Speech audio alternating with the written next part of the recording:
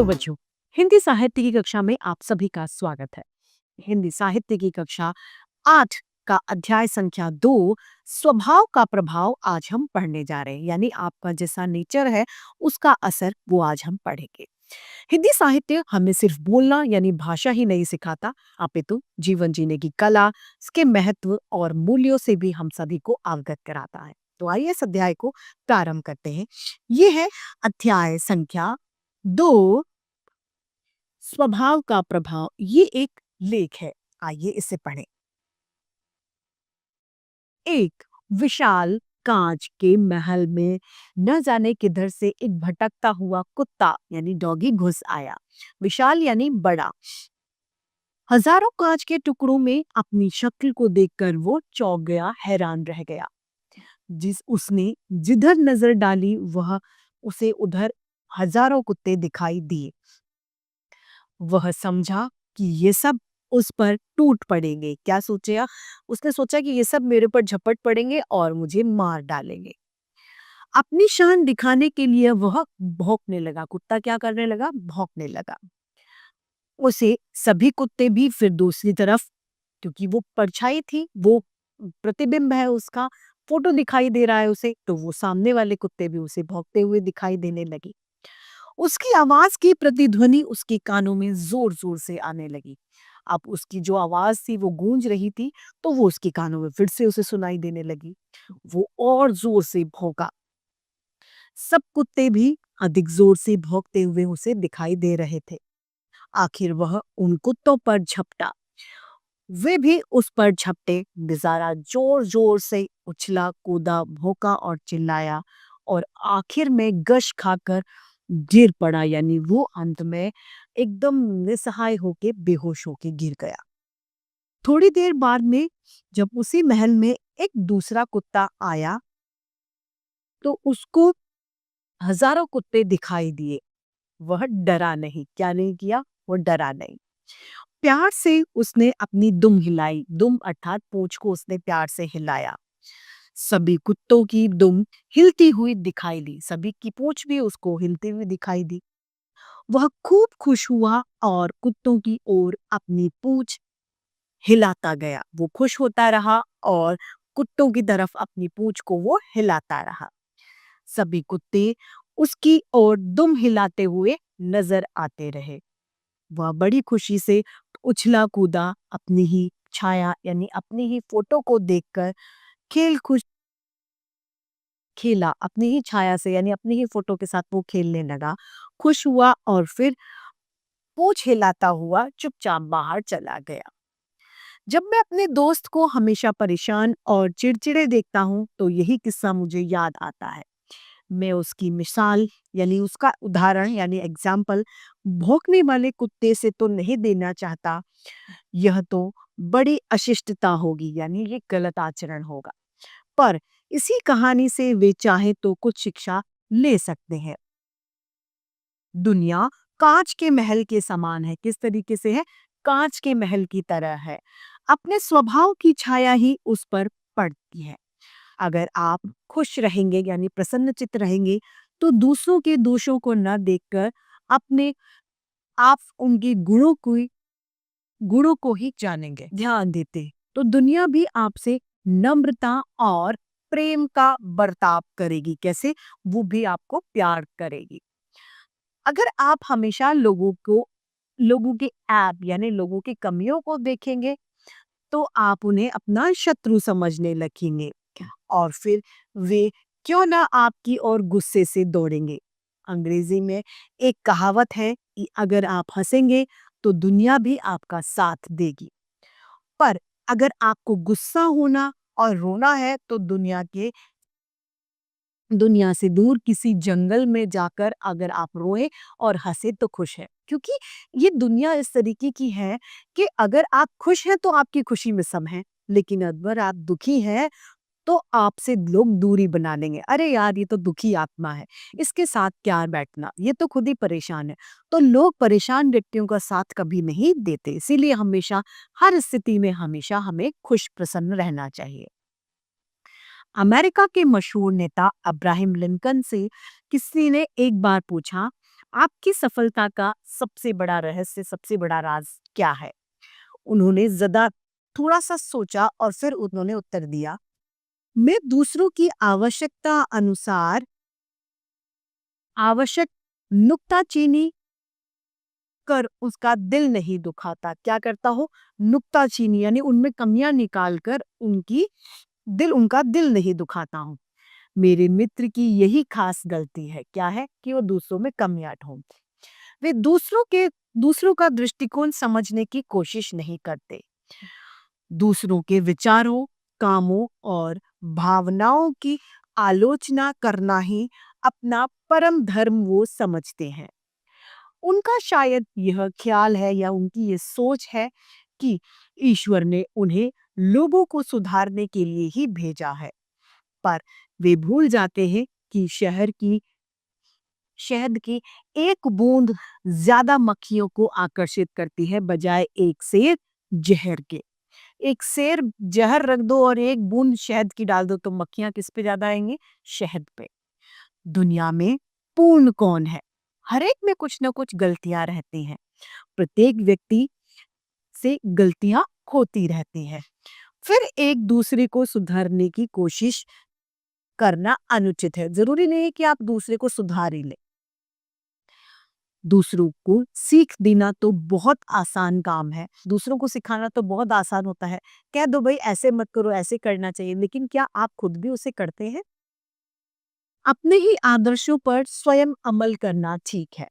अगर हम अपने को ही सुधारने की कोशिश करें और दूसरों के अवगुणों पर टीका टिप्पणी करना बंद कर दें, तो हमारे मित्र जैसा हमारा हाल कभी नहीं होगा।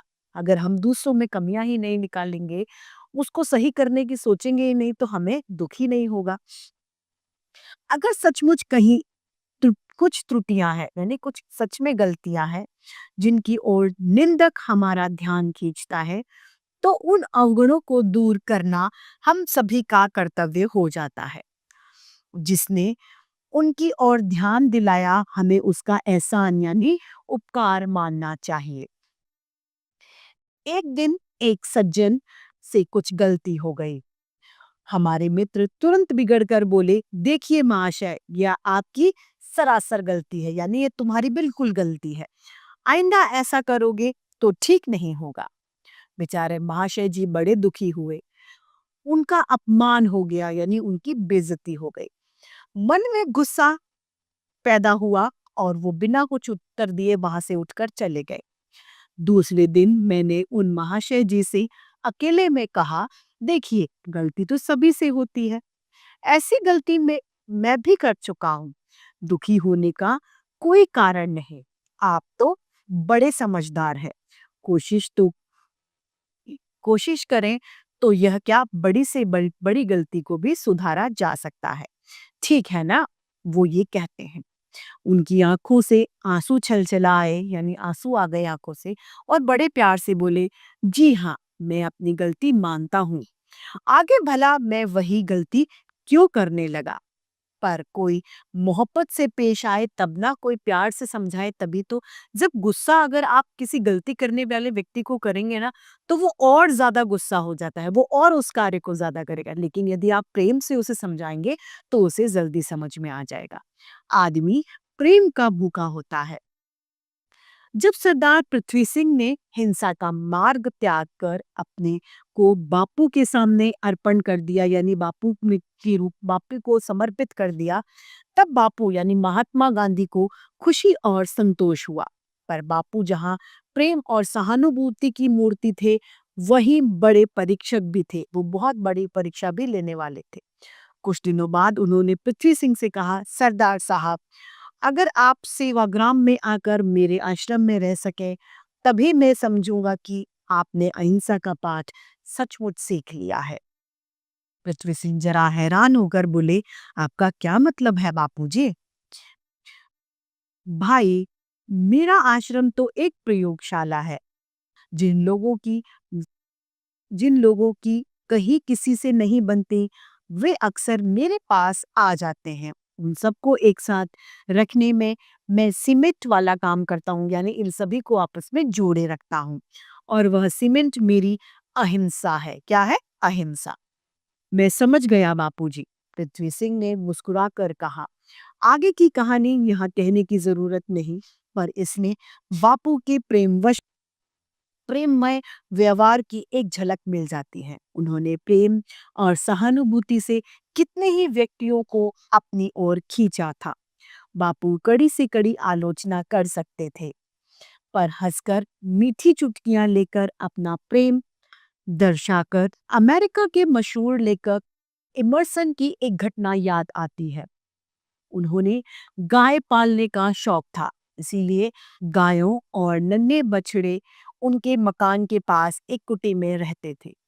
एक बार जोर की बारिश आने लगी, यानी वर्षा तेज हो रही थी। सभी गायें तो झोपड़ी के अंदर चली गई, पर एक बछड़ा बाहर ही रह गया। इमर्सन और उनका लड़का दोनों मिलकर उस बछड़े को पकड़कर खींचने लगे। वह कुटी में चला गया, पर ज्यों-ज्यों उसने जोर से खींचना शुरू किया, त्यों-त्यों वह बछड़ा भी सारी ताकत लगाकर पीछे हटने लग गया। बेचारे इमर्सन बड़े परेशान हुए। इतने में उनकी बूढ़ी नौकरानी, जो काम करने वाली थी, वह उधर से निकली। जैसे ही उसने यह हरकत देखी, यह तमाशा देखा, वह दौड़कर आई और अपना अंगूठा उस बछड़े की मुंह में प्यार से डालकर उसे झोपड़ी की तरफ ले जाने लगी। बछड़ा चुपचाप कुटी के अंदर, यानी झोपड़ी के अंदर चला गया। वह अनपढ़ नौकरानी किताबें और कविताएं लिखना नहीं जानती थी, पर व्यवहार कुशल, यानी अच्छे व्यवहार की महिला वो जरूर थी। और जब जानवर भी प्रेम की भाषा समझते हैं, तो फिर मनुष्य आखिर क्यों नहीं समझेंगे? कल हमारे मित्र का रसोइया, यानी खाना बनाने वाला कुक, बिना खबर दिए ही चला गया। बेचारा करता भी क्या, सुबह से शाम तक उसको महाशय की डांट खानी पड़ती थी, यानी उसके दोस्त उसे पूरे दिन डांटते थे। तूने आज दाल बिल्कुल बिगाड़ दी, उसमें नमक कम डाल दिया, अरे बेवकूफ, तूने साग में नमक ही नहीं डाला, यह जली रोटी कौन खाएगा रे, आदि झड़ी लगी रहती थी। यानी वो उसे कुछ ना कुछ कहते ही रहते थे। जब भी कोई चीज बिगड़ जाती तो उसे दिल खोलकर डांटते थे, पर अच्छा भोजन बनने पर कभी भी तारीफ में दो शब्द नहीं बोले जाते थे। ये गलत है। यदि अच्छा हो गया तो आप उसकी तारीफ करें, और बुरा हो गया तो उसे सुधारने की कोशिश करें। बेचारा कुछ रुपए का नौकर यंत्र नहीं बन सकता। तंग आकर भाग जाने के सिवाय उसके पास में और कोई चारा, यानी और कोई रास्ता नहीं था। कहने का मतलब यह है कि उसकी किसी से नहीं बनती, ना मित्रों से, न ऑफिस के कर्मचारियों से, और न ही घर के नौकरों से। उस पर भी वे अपनी जिंदगी और विचारों से पूरी तरह संतुष्ट हैं। वे मानते हैं कि उनका जीवन, आचार और विचार आदर्श है। दूसरे लोग जो उनका सम्मान नहीं करते, वे मूर्ख हैं, यानी पागल हैं। ग्रीस के महान संत तुकाराम ने एक बात कही, जो मनुष्य मूर्ख है और जन जानता है कि वह मूर्ख है, वह ज्ञानी है। पर जो मूर्ख है और नहीं जानता कि वह मूर्ख है, वह व्यक्ति सबसे बड़ा मूर्ख है। अच्छा हो, सुकरात के इस विचार को मेरे मित्र अपने कमरे में लिखकर टांग ले, पर उससे यह कहने का साहस आखिर कौन करे? इतनी हिम्मत कौन है कि ये बात अपने दोस्त से कह दी जाए? तो इसी के साथ हमारा ये आज का अध्याय यही समाप्त होता है, और साथ साथ हिंदी साहित्य की कक्षा भी आज की यही समाप्त होती है। फिर से हिंदी साहित्य में ऐसे रोचक अध्याय लेके आपके समक्ष प्रस्तुत होते रहेंगे। आज के लिए इतना ही। फिर मिलते हैं। धन्यवाद।